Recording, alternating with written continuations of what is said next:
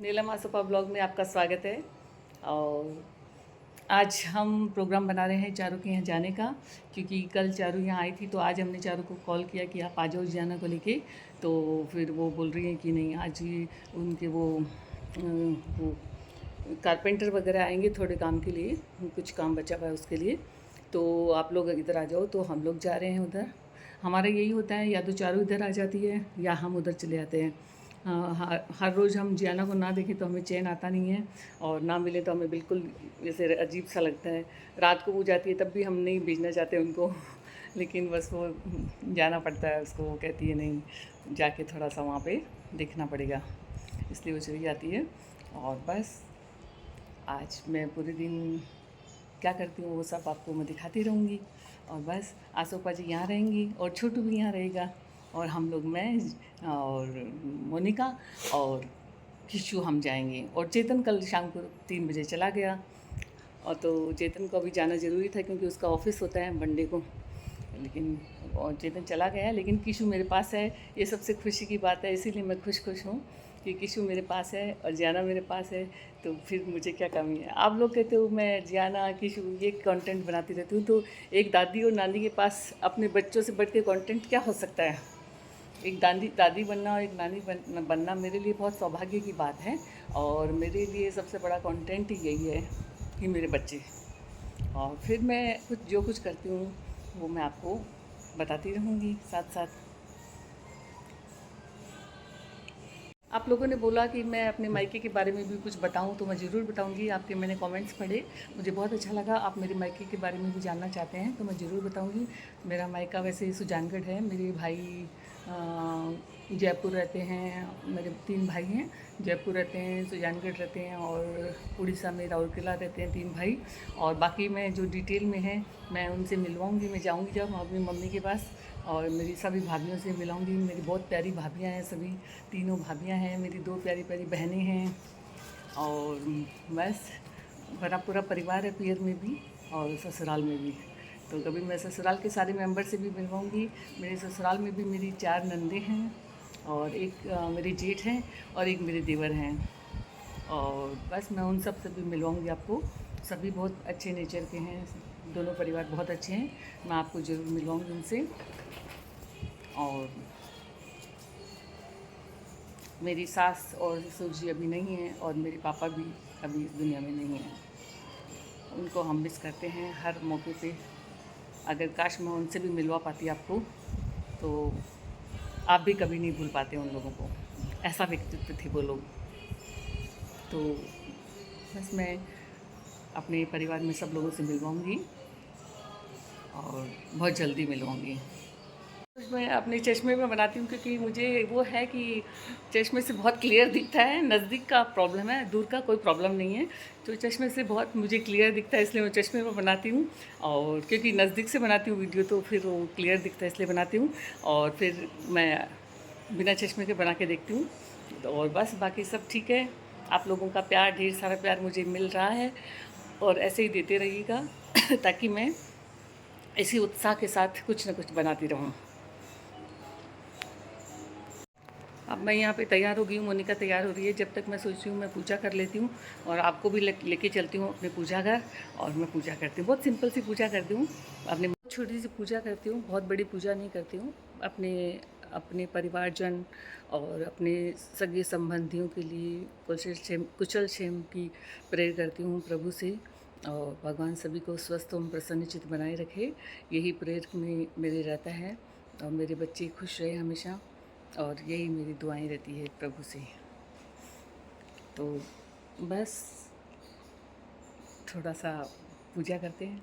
पूजा घर में मैं वीडियो नहीं बना पाई आपके लिए, तो मैं आपको बता दूँ मैं पूजा में क्या क्या मंत्र बोलती हूँ। सबसे पहले मैं पूजा गणेश जी की करती हूँ। प्रणव में शीर्षा देवम गौरी पुत्र विनायकम भक्तावासम इसमें नित्यमायु कामार्थ सिद्धि, ये वाला बोलती हूँ। उसके बाद मैं बोलती हूँ, देवी की पूजा करती हूँ। ओम ओम श्रीम श्रियै नमः, ओम ह्रीं दुम दुर्गायै नमः, या देवी सर्वभूतेषु बुद्धिरूपेण संस्थितां नमस्तस्यै नमस्तस्यै नमस्तस्यै नमो नमः। इस तरह से मैं माँ दुर्गा, सरस्वती और लक्ष्मी माँ की पूजा करती हूँ।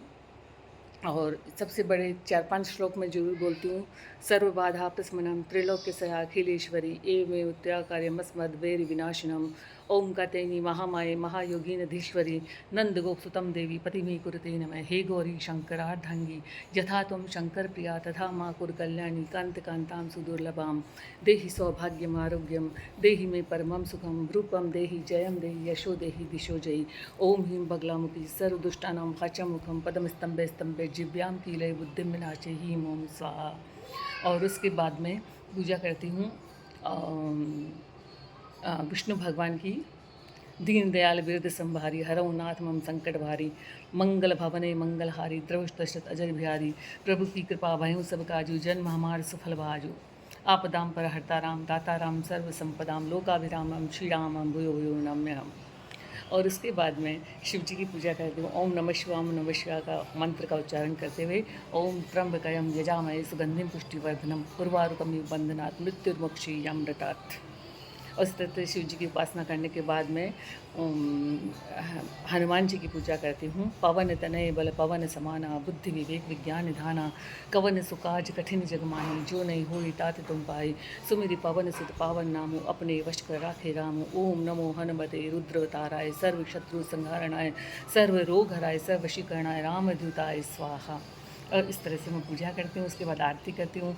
और मंडे होता है तो शिव जी की आरती करती हूँ, और ट्यूसडे होता है तो हनुमान जी की आरती करती हूँ, और वेडनेसडे होता है तो मैं गणेश जी की आरती करती हूँ, और थर्सडे को मैं विष्णु भगवान की आरती करती हूँ, और फ्राइडे को मैं लक्ष्मी जी की आरती करती हूँ, और सैटरडे को मैं हनुमान जी की आरती करती हूँ, और संडे को मैं सूर्य भगवान से नमस्कार करती हूँ, सूर्य भगवान की आराधना करती हूँ।